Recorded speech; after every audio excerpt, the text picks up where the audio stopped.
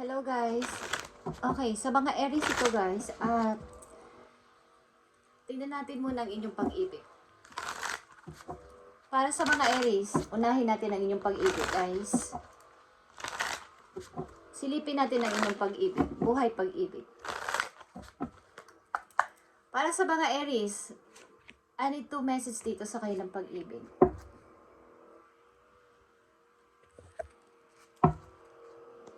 Okay, Aries, you are enough. The person you are meant to be with will love you the way you are. You don't need to change. Ibig sabihin, kung kayo ay nasa pag-ibig na Aries, ang tao na inyong minamahal ay komportable sa inyo. Kumbaga, hindi mo na kailangan baguhin ang iyong something na ugali, looks, or kung ano man. Wala ka nang dapat pang gawing effort sa pagkatanggap ka niya kahit sino ka at ano ka. Kahit anong style mo, anong yung mga pananalita, anong yung ginagawa is, o nakaraan mo is tanggap ng tao na to na yung karelasyon. Okay, Aries? So, tingnan natin. Kumbaga ay, nandiyan ka lang is enough na sa kanya. Tama na. Nandiyan ka lang sa tabi niya is, yun na yun. Mahal ka niya kung sino ka at ano ka. At meron din maybe unrequited feelings. Maaaring galing sa nakaraan, meron pa rin hindi natatapos na pag-ibig o kakoneksyon mo. Aries, tingnan natin ang iyong mga message dito sa iyong pag-ibig. Andito ang forgive and release. You are stronger when you carry love and forgiveness rather than anger. Ito ay maaaring galing sa nakaraan. Kailangan mong patawarin na ang taong nagsinungaling, nagloko, o nagtaksil sa iyo sa nakaraan na person. But maybe, kung nasa relasyon na kayo ngayon is, tanggap ka niya kung ano man ang iyong nakaraan. Tanggap ka niya kung sino ka at tanggap kahit ano sa buhay mo, ano man ang dala mo. Bagahe, mga anak man or meron ka mga problema, pamilya mo, tanggap na ang tao na to sa kasalukuyan. Okay? Express your love. It's important to let people know that you love them. You have nothing to lose. Okay? Kung ikaw man ay nabigo, katulad ng sinabi ko sa umpisa pa lang is, kahit na ano pang gawin mo kapag ine-express mo ang love mo sa lahat ng tao, sa lahat ng, kumbaga, kung nasa relasyon ka na ngayon, ine-express mo sa kanya yung love mo is, malalaman nila yung iyong totoong intention at ugali. Kahit na ikaw ay naging hindi matagumpay sa una mong karelasyon is, alam ng kasalukuyan mong kakoneksyon na ikaw ay ginawa mo naman ang lahat sa una, but naging hindi pa rin okay. Different paths is here. You are not on the same page with the person you have in mind. The direction you want to move into a different. Maaaring magkaiba na kayo ng ginagawa o magkaiba na kayo ng, bawa may pamilya na rin siya, may pamilya ka na rin sa nakaraan. Okay? May iba't iba na kayong pamilya o mayroon na rin siyang kinakabisihan sa buhay. Nasa iba na siyang lugar din. Okay? Ang taong, kapag andito pa rin yung, hindi pa rin nawawala yung feelings, old feelings. But ito ay tapos na. Okay. You need to teach people how to treat you by being clear on what you will or want allow. Okay. Ibig sabihin nito, kung ikaw ay nasa relasyon na is, pinapakita mo rin at pinaparamdam sa taong ito na ikaw ay may boundaries sa mga pinapakita mo na dapat kang respetuhin o dapat mong i-apply na sa sarili mo yung boundaries. Kung paano ka itrato na ng isang lalaki o ng babae. Sabihin mo na kung anong gusto mo at ayaw mo at yung hindi dapat at dapat. Baga, matuto ka na o natuto ka na sa nakaraan. Okay? Na yung naging karanasan sa huli mong inibig. Okay, Aries, tingnan natin ang message sa'yo. But sa iyong kasalukuyan is, maaring tanggap ka ng tao nito, ano man ang iyong pinagdaanan at naging nakaraan. At kung sino man ang kasama mo ngayon sa buhay, may anak ka man sa una o wala is, tanggap nito ang iyong pamilya. Kahit ano pang mangyari. Wala ka nang dapat pang baguhin sa sarili mo sapagkat tanggap ka ng tao na to. I need message dito sa mga Aries sa kailang pag-ibig. At ang ganda ng aking flower, guys. Okay. Ang ilan sa inyo ay nag-i-start ng bagong trabaho o naisipan na maghanap pa ng another na trabaho bukod sa inyong ginagawa, sapagkat ang ilan sa inyo ay hindi matigil sa bahay o hindi ayaw ng walang mga iba't ibang ginagawa sa buhay. Kung gusto mo is yung mas mapalago pa yung iyong pera, kung meron ka mang ipon na, mas gusto mo pang hindi maubos yung mga dati nyo pang naipon. Okay, nandito ang The Hangman.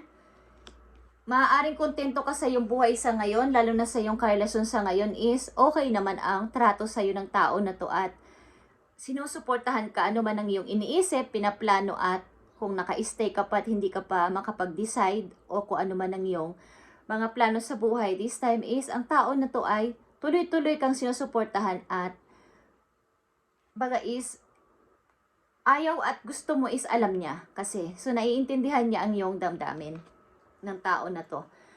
Sapagkat ang tao na to ay maaaring bigay sa iyo ni God. Sapagkat ikaw naman ay nung mga nakaraan mo, mga taon sa buhay mo ay marami ka rin namang natulungan, marami kang naibigay din na help sa ibang tao. Hindi mo man sila kilala or may mga tao na nanloloko sa iyo about sa money, but ikaw ay tuloy-tuloy sa bubuluntin na pagbibigay, hindi man nila alam o hindi alam ng mga nakakarami, is ikaw ay palihim na nagbibigay ng help sa mga tao. At kahit wala ka na rin, is hindi mo iniisip yun, nagtitira ka lang ng konti sa iyo at nagbibigay ka pa sa iba. Okay, nandito ang King of Cups. Scorpio energy ito. Mukhang ang tao na to ay may taong nanghihinayang sa naging relasyon ninyo. Maaring gusto niyang ibalik ang dati ninyong samahan. But, sorry, okay?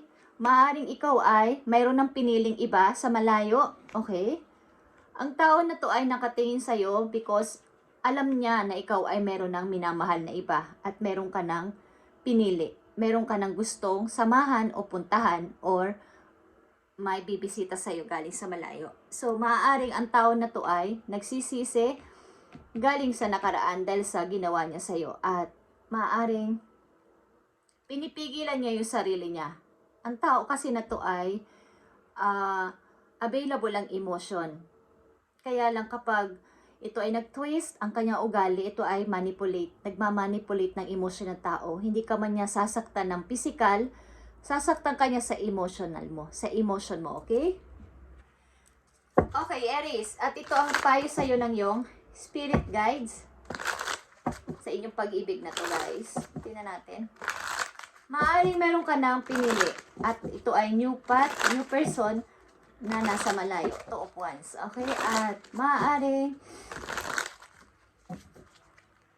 mahal ka ng person na to at naiintindihan ka sa lahat mong pinagdaanan at nangyayari sa iyo sa ngayon.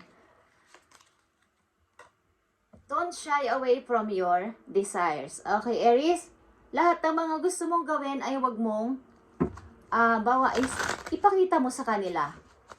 Ipakita mo sa buong mundo, sa mga tao na kapaligid sa'yo, ang iyong talent. Kung meron kang mga gusto pang gawin sa buhay, wag mong pigilan. At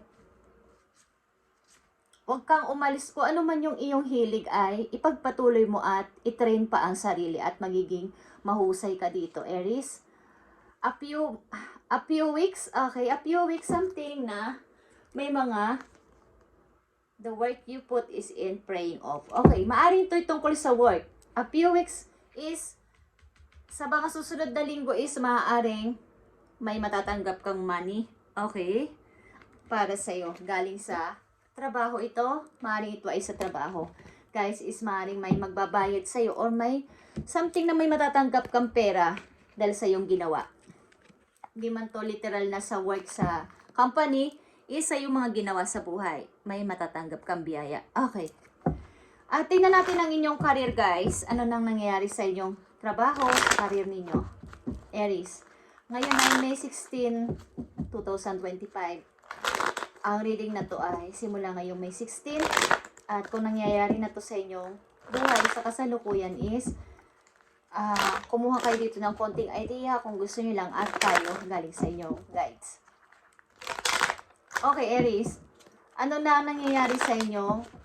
Career. Sa mga Aries na nandito, ibigay mo ang tamang message para sa kanilang career. I need message para sa mga Aries sa kanilang career. Okay, maraming offer sa inyo. Trabaho. Okay, guys? Mamili lang kayo ng maayos sa trabaho ninyo. Kaya sa career nyo, maaaring kayo nag-iisip na pumunta ng ibang lugar. Tumitingin-ting kayo sa mga bansa-bansa, saang country maganda ang magtrabaho, lumipat kaya ako ng ibang bansa, or pumili ako ng isang bansang maghahatid sa akin sa bago kong gagawin sa buhay. Six of Cups is here. Maaaring, kung pinipili nyo umalis is, meron kayong mga maiiwan na mahal sa buhay. Ito man ay magulang ninyo, mga malalapit sa yung puso is, mamimiss nyo. Okay? But, may konti ditong pagdadoubt sa inyong paglipat o something na pagpili. At nakita nyo ang Three of Cups. Sa inyong career, may mga mangyayaring celebration sapagkat mayroong mga good news na paparating sa inyo, guys. At Page of Cups is here. Maaaring may mga konti-konting nagpapalipad hangin sa inyo sa trabaho na mga nagpapagusto sa inyo sa trabaho. Okay? But ito ay parang crush, okay? Merong nagkaka-crush sa inyo sa trabaho. Para sa career ng mga Aries, maaaring kayo ay tumitingin sa iba't ibang lugar. Baba sa internet, naghahanap-hanap kayo, tumitingin kayo ng mga saan kaya maganda ang puntahan kung pupunta ako ng ibang bansa. Saan kayang bansa ang maganda? Okay. Tingnan natin pa ang inyong career. Okay. Ace of Pentacles is here. Meron talaga ditong mag-o-offer sa inyo na magandang kapalaran o magandang trabaho, guys. Marito ay galing sa isang tao. At ang ilan din sa inyo ay maaaring may magandang resulta ang mga hinihintay ninyo na usapin galing sa court o something. Aries, na magiging okay na ang inyong pag-uusap about dito. At Six of Pentacles is here again, guys. Sa pagtulong nyo maybe sa pera is, mayroon na ditong konting pag-iisip sa ilang Aries. At iniisip nyo rin kasi ang inyong kapakanan. Kung dati-dati ay maluwag kayong nagbibigay sa kahit sino at kahit mayroon namang pera o mayroon namang, alam nyo, nagsisinungaling sa inyo ay, inyong binibigyan pa rin at pinapahiram ng pera ay, sa ngayon, maaaring nag-iisip-isip na kayo, lalo na sa inyong mga ilang kamag-anak na kayo ay niloloko lang or iniisahan lang tungkol dito sa pera. Okay? At maaaring iniisip nyo na, timbangin na to at ayaw ko nang magpaloko sa inyo. Okay? Maaaring ilang sa inyo ay hiwalay na sa asawa, sa mga Aries na dito at nagsisikap na maayos muli ang buhay at makapunta ng ibang lugar. Maraming nagkakakrush sa inyo sa trabaho, Aries. Tingnan natin, medyo young ito, bata sa inyo, okay? Tingnan natin ang inyong career or finances sa mga Aries. Bigay mo ang tamang message sa mga Aries, May 16, 2025, about sa kailang money o sa kailang career. Thank you. Nandito ang caution, guys. Ito ay paalala. Be careful not to overspeed on wants instead of needs. Ibig sabihin nito, sa career ninyo, sa pera man ito is, mag-ingat kayong wag magmadali, overspeed. Pag-isipang mabuti bago ito i-accept, bago ito gawin, bago mag-invest something. Kung kayo ay mag-i-invest ng money, may kinalaman sa money is, pag-isipang mabuti. Isipin ninyong mabuti ang inyong needs. Yung inyong needs kesa wants. Gusto ko to kaya gagawin. Kailangan ko ba to kaya dapat kong gawin? Okay, merong konting pag-iisip dapat. Huwag masyadong magmadali dito. Okay? You're spending more than your earning. Sa ilang areas na nandito ay mas malaki yung inyong inilalabas na money kaysa sa inyong kita. Kaya, Bawa, meron kayong nagugustuhan o natitipuhan na isang magandang bag or jewelry. Pero, kailangan ko ba to? Iisipin yung mabuti, kailangan ko ba to? Magagamit ko ba to everyday ang relo na to? Kung ang trabaho ko naman ay hindi pwedeng magsuot ng relo. Kailangan ko ba tong magandang bag na to? Kung ang trabaho ko naman ay ang mga dadalhin ko lang na gamit ay ganito at hindi ko to madadala dun sa trabaho ko. Hindi naaangkop dun sa aking trabaho itong bag na to. So, isipin nyo yung needs kumpara sa wants. Gusto ko lang kaya ko bibilhin. Pero hindi ko naman kailangan. Okay? About ito sa inyong finances. Namihingi ng atensyon ng inyong pera, ang inyong kaperahan na mag-ingat sa paglabas ng cash flow, ng money, kesa malaki yung inilalabas kesa sa dumarating na money o sa sweldong dumarating, mas malaki yung inilalabas. Kaya magkakaroon kayo ng problema sa credit card o sa mga paghiram-hiram dahil kinakapos kayo sa loob ng isang buwan bago dumating ang sweldo. Ilan sa mga Aries. Okay? So kapag narinig nyo ang reading na to o nakita ninyo is, at ganito ang inyong situation is, binibigyan kayo ng babala ng inyong mga guides para ito ay mahinto at hindi na kayo malubog sa utang or kung may mga nanghihiram sa inyo ng money at gusto nyo tumulong pero kayo naman ang mawawalan is huwag nyong gawin. Okay, Aries? At lagi yung iisipin kung ito ba ay kailangan ko o gusto ko lang. Okay? Be careful not to overspeed on wants instead of needs. Kailangan is, andun yung kailangan ko ba to? Pag binili ko, magagamit ko pa to everyday? Hindi naman naka-stack lang dun sa sulok o naka-stack lang dun sa drawer. So, sayang yung money sa halip na magagastos nyo. So, nangyayari is kulang dahil binili ko.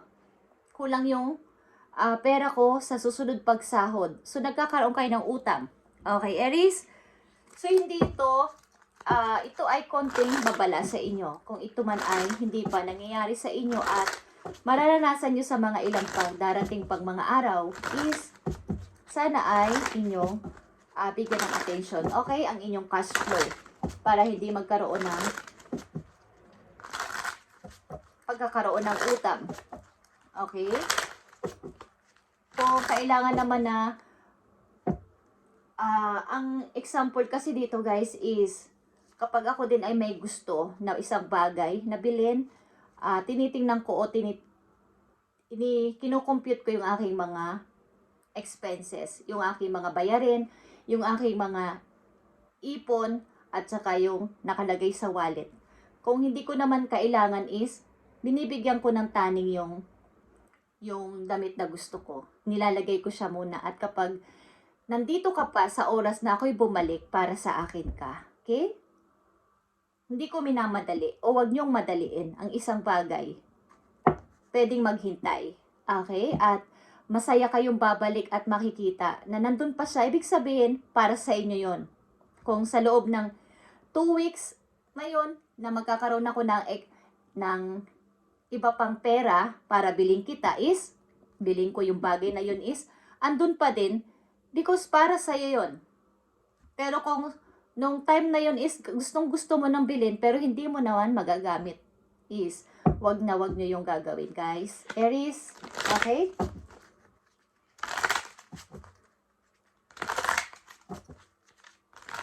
Ganon yung pagtitimbang sa isip, sa puso at saka yung bang pag-aaral ng pagtitiis, okay, sa isang bagay at parang law of attraction guys, okay? Aries, message pa para sa iyo dito sa inyong career and finances o ano man ang isabihin sa inyo dito ng inyong guidance, okay? Number 6 is here, the caffeine. Foretells acute illness or loss of property when near the person when distant. A probability of evening evil. Okay. Mag-ingat din kayo sa mga tao na maaaring lalapit sa inyo at hindi naman nyo masyadong kilala. yung mga tao na nagpapanggap na nagmamabait-mabait sa inyong harapan at alam nyong may inggit na halo ito at maaaring may alam sa inyong kita, may alam sa inyong information, may alam sa inyong mga sikreto, may alam sa inyong mga property. Mag-ingat kayo, ito man ay malapit o malayo, is maaaring may mga tao na pwedeng kumuha ng inyong mga tinatabing pera o tinatabing mga papeles na may kinalaman sa inyong property, sa mga titulo ng lupa. So mag-ingat kayo sa mga tao na ito ay maaaring isa sa mga kamag-anak ninyo, Aries. Okay. At konting paalala lang din is mayroon ditong mga involved sa buhay ninyo na may acute na sa sakit. May sakit na, matindi na, o kaya is hindi na, kahit pabalik-balik sa ospital ay hindi naaagapan o hindi na bibigyan ng maayos na lunas, is maaaring mawala or something na may kinalaman ito sa property, guys. Okay? Maaaring maiiwan na mga papeles at mayroong mga mag-aaway-away dito. Something na mag-aaway-away sa lupa, magtatalo-talo sa mga hati-hatian. Guys, so ito ay isang paalala.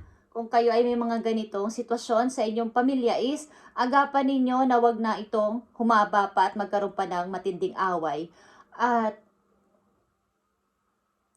ito ay maaaring nagkakaroon kasi ng bad energy sapagkat may halong property at mga money. So, nagkakaroon ng hindi maayos na pagkakausap-usap ang pamilya dito. Okay?